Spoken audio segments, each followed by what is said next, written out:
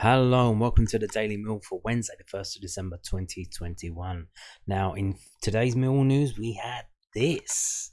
This is from news@den.co.uk, come up this morning, and it's about Mahlon Romeo. It's a bit of a shocker here. This is Gary Rowett talking about Mahlon Romeo being recalled.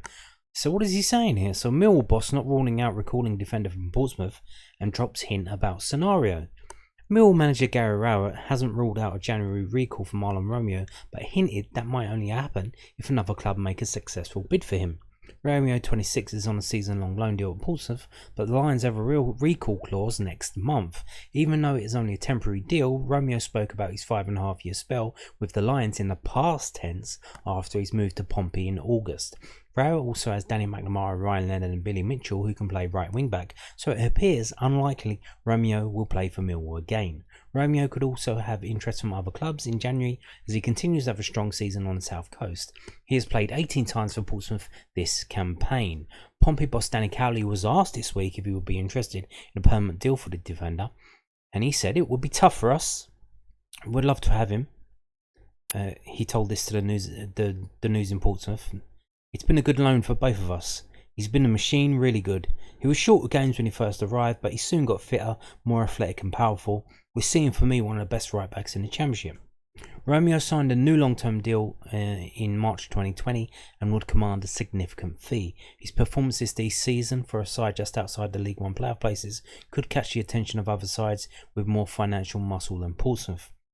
I think it might be an option. It's whether we activate it or not, Rowett replied when asked by News at Den if he had ruled out recalling Romeo in January.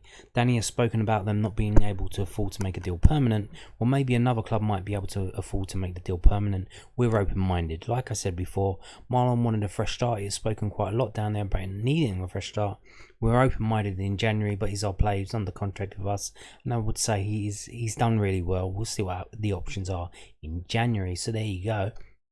So people seeing this form this morning thought, oh no, is he going to bring Mahlon Romeo back to play? Well, no, not really. If they do recall him, it's because they've got a deal lined up to sell him. Now, his contract isn't up. He's got a long-term contract. His contract isn't running out in next summer. So, if they don't sell him in January, they're going to have to try and sell him in the summer anyway, because it's clear that he doesn't want to play for Millwall anymore, and we just upped his contract, so that's a bit awkward for everyone involved. Yeah, and apparently he's been playing well for Portsmouth, so other clubs might be interested in. And we know one thing about Gary Rowett is he was, after the deals that we did in summer for Benica Fobi, George Saville, George Long and Shea Ojo, after those deals were done, there were other deals that were a possibility, that they were still looking for players, but they needed players to go out, and they needed one out before they can bring one in. And there was rumours, and they were talking about Ben Thompson and Bodvarsson leaving in order to bring another player in, but that didn't quite happen. But here's the thing, if we can get Mahlon Romeo out and get a fee for him, then I'm sure if Gary Rowett gets some of that money, I'm sure he would love to spend that.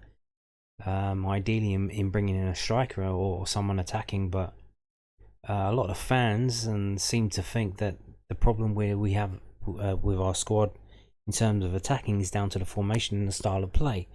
So just spending money on a striker might not be the right thing to do, because if you got a pile of shit and you just put a cherry on top, you still got a pile of shit with a cherry on top. It's still shit. It's not going to taste nice just because you got a cherry on top. And if you've got a team that can't attack, and you buy an attacker and you put him into that team, it's not going to do much.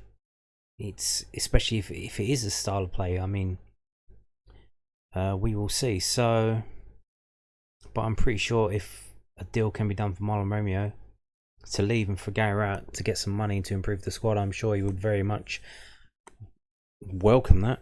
I'm pretty sure he would. We've also got players who are out of contract in the summer. Ben Thompson, Bodvarsson, even Jed Wallace. I mean, now I don't think the club would try and get rid of Jed Wallace. I don't think a ridiculous fee would be forthcoming. Because I think why players could just wait, teams could just wait until the summer anyway. So they could from the 1st of January they can. I think before then, 6 months before your contract runs out, you can start talking to other clubs. So Jed Wallace could start talking to other clubs and sign a pre-contract, and he could just say, "Okay, when this contract runs out with Millwall, I'll sign with you on this date," and it can be done. And then the only options you have then are to loan him out to a club for a fee, or to sell him early to the club. That's already so basically the club that's just agreed to deal with him to sign him in the summer. You deal with them now. I'll pay us this money, and you can have him now. But like I said, I don't think they're gonna sell Jed. I think Jed will be here until the end of the summer. But if Mahlon Romeo can leave in January for a fee to a club, what kind of club? I mean, maybe a team like Peterborough. They're at the bottom of the championship. They're fighting for their life. It wouldn't take much for them to improve their squad to get up and away from that relegation zone, because one club is definitely already down. That's Derby. You've got other clubs having points deductions hanging over them, or implementing clubs like Reading. He could maybe go to Bristol City, a club like that. So there are options. I think some clubs would be interested in him, in signing him, to improve their squads to help get them away from the foot of the championship. I think that would be a very real option. So hopefully, if that does happen, it works out well for everyone involved. Then we all live happily ever after. But this is real life and not a fairy tale, so we will have to wait and see what happens and how messy it gets. So there's one thing that could be happening in January, but like I said, when we saw this story this morning with the headline, we only saw the headline. It was a bit worrying. It's like, I don't think he's going to come back and play for Millwall, so why are you recalling him? And it's like, oh no, you're going to recall him because someone's made an offer and you want to sell him. But then he can just turn around and say, no, I'm not going to go there. So the deal has to work for everyone involved, and we will see. I'm sure they have to weigh him out in terms of finances, but like I said, so hope it can work out for everyone involved. So moving on now to this, also from news@den.co.uk. Gary Rowett speaking about the games in December. So Millwall boss on longer breaks between games and potential benefits to players like Jed Wallace. Gary Rowett believes the week's break before each of the next 4 games will give explosive players such as Jed Wallace a proper chance to recuperate. Rowett and his staff will have 4 weeks to prepare the side for the next game, all the way up to Boxing Day, meeting against Swansea at the Den. Wallace above scored 5 goals in his first 13 games this season, but hasn't found the back of the net in the last 7. Rowett was asked specifically if the longer breathers between matches could benefit Wallace, who expends so much energy in matches. It's hard for anyone, but if you're an explosive player, then it's sometimes really difficult to go Saturday, Wednesday, Saturday, Tuesday, Rowett told News at Den. It's not hard to play again, to run around as the fans would expect, but it's hard to go at a maximum 3 times in a week and to just keep repeating that. Which is why you need the options. You should be able to make those changes. Every so often we should be able to bring on someone like Jed for the last 30 minutes to help us win the game, like we did against Bristol City at home. There are times when you need to do that, but it's also times when a week in between games gives those type of players a chance to settle down and recover properly. It's good to have that little bit of time to work with the players and prepare for the next game, knowing you have a week to do that. Sometimes when you have a hectic schedule, you're just concentrating on the games. If you lose the game, you haven't got long to wait. If you win a game, you haven't got to wait long to try and build on that momentum. If you ask the players, they'll probably prefer to have games all the time, but most managers would prefer time to work with the players, work tactically during a week, because you don't normally get the opportunity to do that in the Championship. Meanwhile, Millwall are still waiting on scan results of Ryan Leonard's ankle. He's set to be a doubt to face Birmingham at the weekend. So there you go.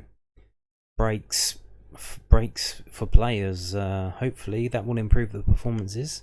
Started to come off the boil lately. Yeah, and he's talking about options. Well, one of the options to replace Jed Wallace was Connor Mahoney, and he is of course injured. Another was Tyler Burry. He's out on loan, but he's injured as well. So who do you play there if you don't play Jed Wallace? You play Shea Yojo there, but then who do you play on the other side on the left? Now you could move Scott Malone up and then play Murray Wallace as the wing back, and then Jake Cooper can go centre back. There's not really a lot of options you can do there. Maybe you can play Bradshaw there, but he's not really.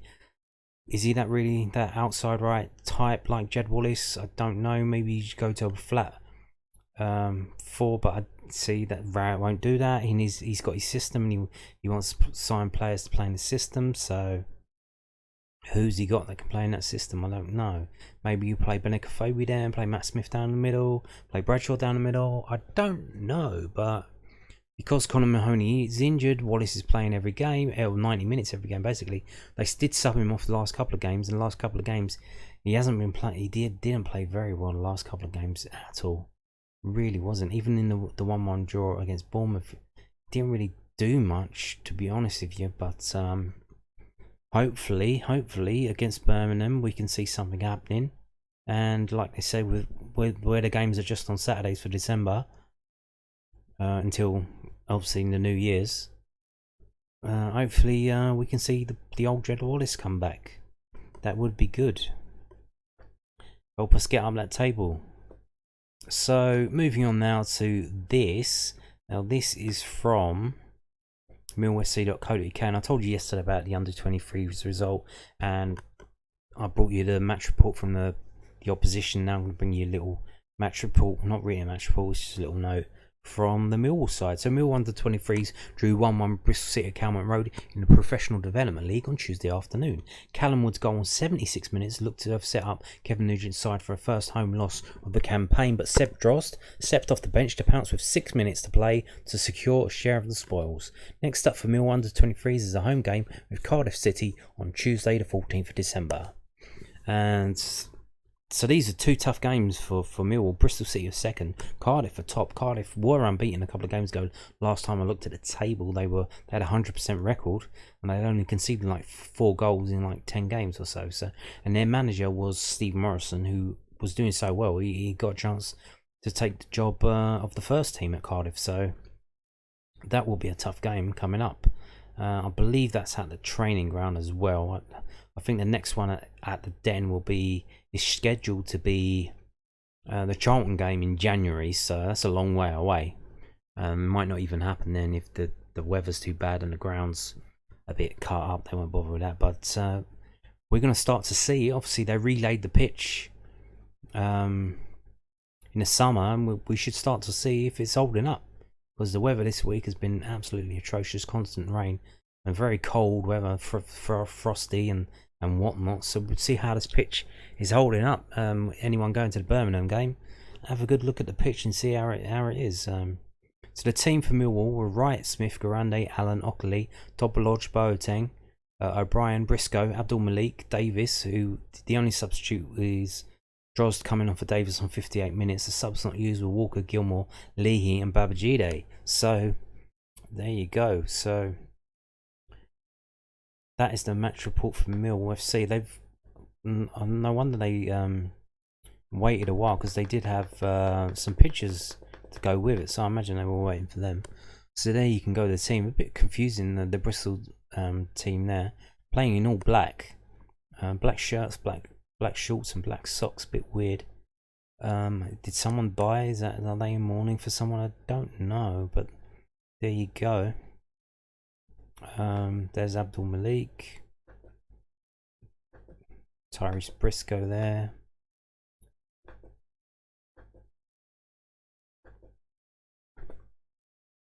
There's Seb Droz. Okay. So there you go, some decent shots there. There's the Bristol City goalkeeper. What a kit that is, eh? Compare that to their drab all black. Yeah, pretty intense kit there. There's the goal winner, goal scorer. to get the draw. Now they've got their heads in their hands. There you go.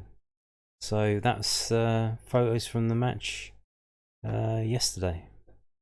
Millwall under 23s game 1-1. So we're moving on now. Also from millfc.co.uk. So they brought us this Support Liaison of the Year award, and Millwall's Shona Groves won it, the FSA awards. So Millwall Football Club is proud to announce that Shona Groves has won the FSA Support Liaison Officer of the Year award at the 2021 FSA Awards. Shona, well known to supporters for her outstanding work with the Lions fan base, fought off competition from 5 other SLOs, including Premier League competition in Liverpool and West Ham United, to secure the accolade. The SLO picked up the award at the ceremony in London on Monday night, with a full list of winners available here. Everyone is at Millwall is incredibly proud of you, Shona. Congratulations. Indeed. There you go. Fantastic work that Shona does. A lot of time for a lot of fans. Always helping people out. Fantastic stuff there. I would say it is pretty Twitter centric. So if you don't have Twitter, you're probably out of luck. I don't really know. I mean, Twitter is so useful that of course you're going to use it, and you would probably try and get other people to sign up to it if they want to get involved in it, but it is all a bit of a cesspit, Twitter, to be honest with you. And it's a shame that it's really only available through Twitter. But there you go.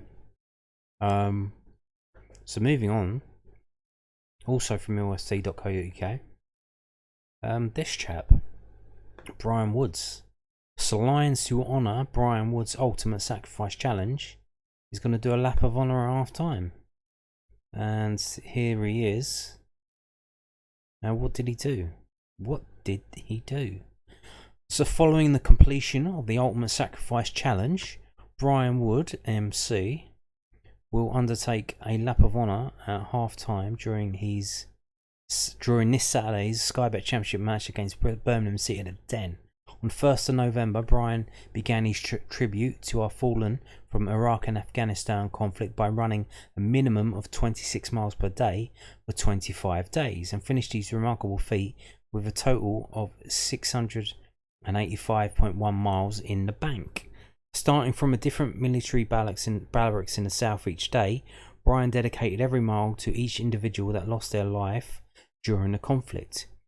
Before the challenge got underway, Brian hoped to raise $20,000 for Walking the Wounded, but the current total currently stands at an incredible £158,000.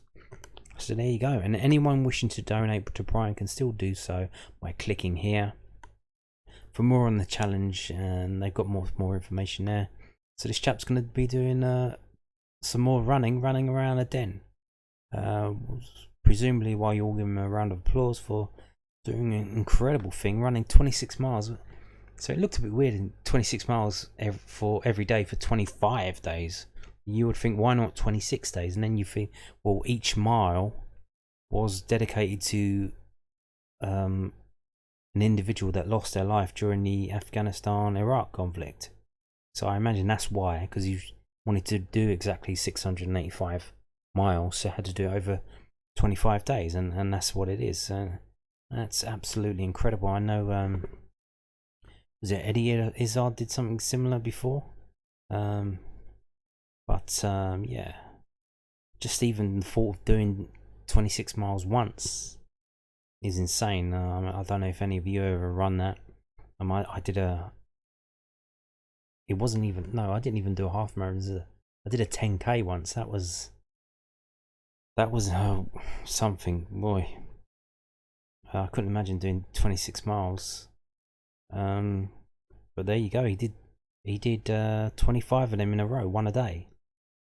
And he raised a hell of a lot of money for it. I don't know if is he a Millwall fan? I don't know if he's a Millwall fan. Does it really matter? He's going to be at the Den, so there you go. Brian Woods there. Brian Woods. We're going to finish today's video with this. Frank Fielding, remember him? The goalkeeper, second choice last season. So Stoke City have signed him because they are in dire straits with their injuries. So they're having to sign because the transfer window is firmly shut and locked and bolted. They're having to sign out of contract players. And he is one of them. Didn't have a club. So they haven't got any Nick Powell. They haven't got Sam Clucas, Harry Suter out for the season. Tyrese Campbell's just come back from injury. Joe Allen's just come back from suspension.